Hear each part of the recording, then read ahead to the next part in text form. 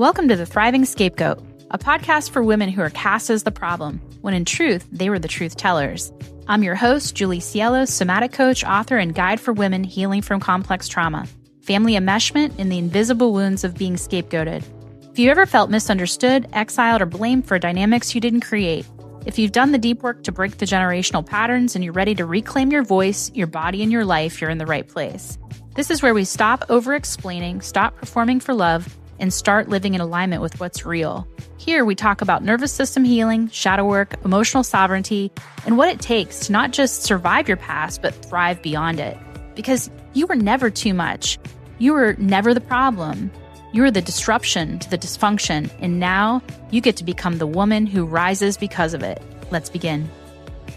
Welcome back to the Thriving Scapegoat. I've been wanting to record this one for a while because we need to talk about what the wellness industry has quietly become. And before anyone gets defensive, I just want to say this carefully, that I love wellness. I've devoted my life to it. I taught my first yoga class in 1998, and I was licensed as a body worker. Breath work, meditation, yoga changed my life. This conversation is not about anti-wellness, but it is about anti-performative wellness. Because I think many women are privately exhausted from trying to be the most optimized, the most healed, regulated, ageless, and spiritually evolved versions of themselves, while secretly feeling completely disconnected inside.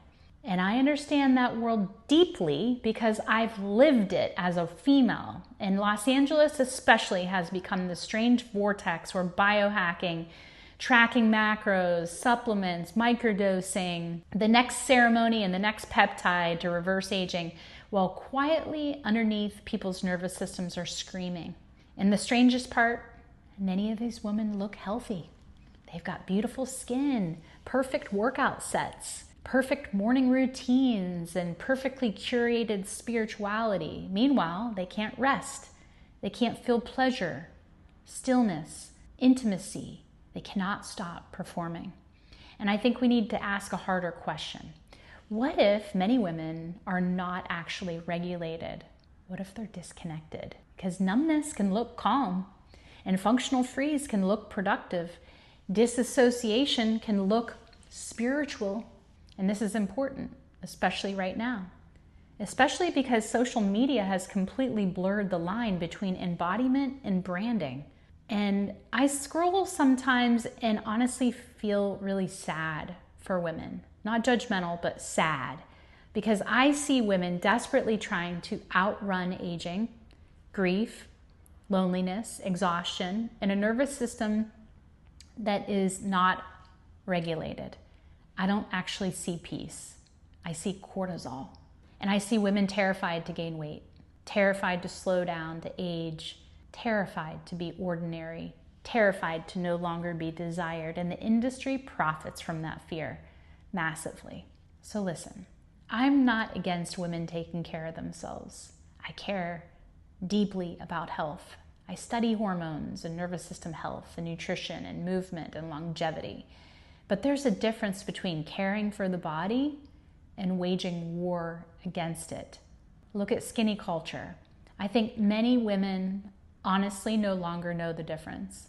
Even the language is revealing. Anti-aging, or age-defying, fix your body, optimize your hormones, erase your wrinkles, and hack your nervous system. It's actually exhausting. It keeps women in a subtle self-rejection constantly. And underneath so much of this wellness culture is still this message that you're not enough. You're just not enough. Just improve yourself more.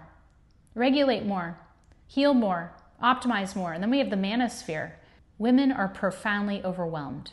I think social media spirituality has created a very distorted understanding of what nervous system regulation is, because now people use this word regulated constantly. Well, they're not. They're flat, and there's a difference. Real regulation is flexible. It's alive. It's responsive. You can feel joy. You can express anger and have boundaries, grief, pleasure, desire, rest, and excitement. Your nervous system can feel fluid because it has capacity. But functional freeze, that's often emotional mutedness. You're just technically functioning, but life feels far away. And you don't feel fully alive inside of your own experience anymore. And I think it's happening to millions of women, especially for high functioning ones, especially for women healing from complex trauma. They might not even know that they're healing from complex trauma because they've become masters at self-management. They can become extremely good at appearing okay. Just put on a smile and perform competence, push through and stay disciplined. Meanwhile, the body has quietly stopped feeling safe to soften into. And I think this is where the real obsession with calm becomes dangerous. Healing is not becoming emotionally flat. Healing is about becoming, it's not about becoming endlessly positive or never getting activated or having boundaries. Good Lord, no. Anger is healthy. Grief is healthy. And sometimes your body is trying to tell you through discomfort. But the modern wellness culture says that normal human emotion is just glorified disassociation. And I think women know this intuitively. And that's why so many women secretly feel empty despite doing all the work. We've mistaken self-management for embodiment. I know I did. And there were years where I looked very healthy externally. Teaching, meditating, practicing yoga and building businesses, functioning at high levels, being a CEO. Parts of me were profoundly disconnected from myself though, especially after years of trauma and estrangement, divorce, burnout, survival, and hyper-independence. My nervous system had become incredibly adapted to functioning, not necessarily living. And that distinction took me years to understand as somebody practicing, especially if I was being praised for my resilience. And eventually the body started asking some deeper questions. Questions like, do I actually feel safe? Can I rest without guilt? Can I receive? Can I experience pleasure without having to do something first? And these questions can unravel an entire identity that gets built up around it. And this is why I think so many women are drawn to GLP-1 medications right now. And I'm not here to shame anybody. People deserve relief and support and choice. But I do think we need to talk honestly about the emotional environment that women are living inside of, and the environment constantly telling women to be smaller, younger, more desirable, more optimized, and more disciplined. Women are exhausted. You're not lazy, you're exhausted. Beneath these wellness trends are nervous systems carrying decades of people-pleasing, perfectionism, body shaming, hypervigilance, emotional labor, and chronic stress chemistry. No supplement stack can fully resolve self-abandonment. And this is where seasonal somatics became different for me. That's why I created it, because I didn't want to create just another thing for people to be perfect.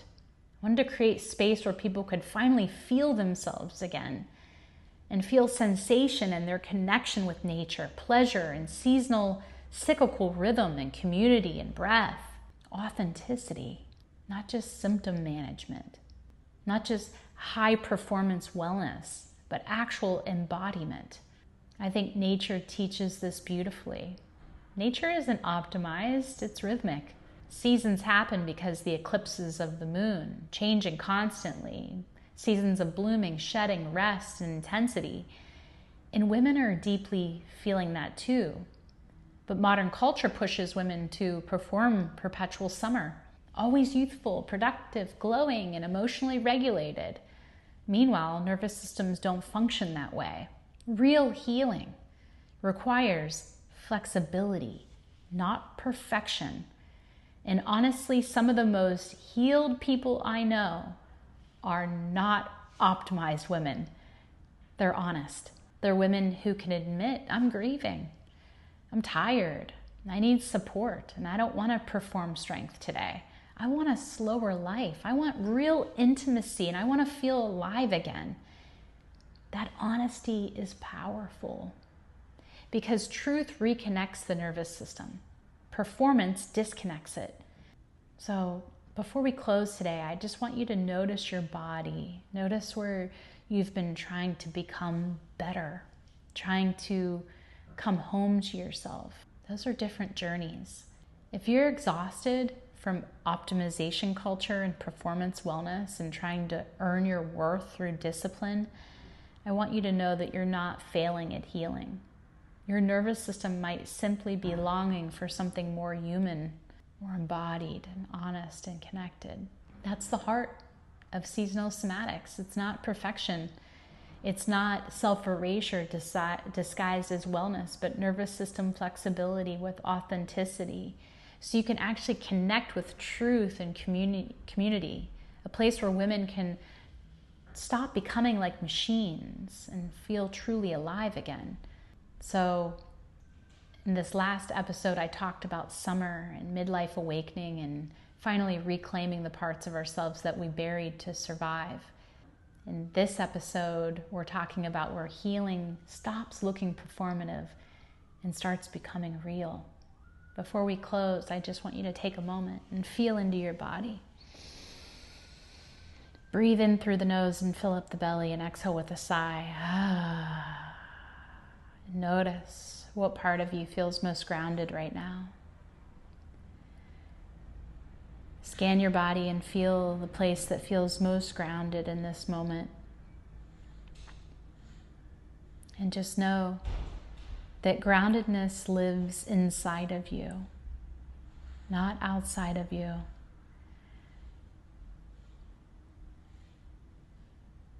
Everything that you're seeking is also seeking you. So as you feel into that groundedness, notice, does it feel safe? Its weight, its density. As you breathe into your belly through the nose, just allow yourself to soften. Be supported maybe by the chair that you're sitting in. And just know that you don't have to go looking far. You don't have to perform to be enough.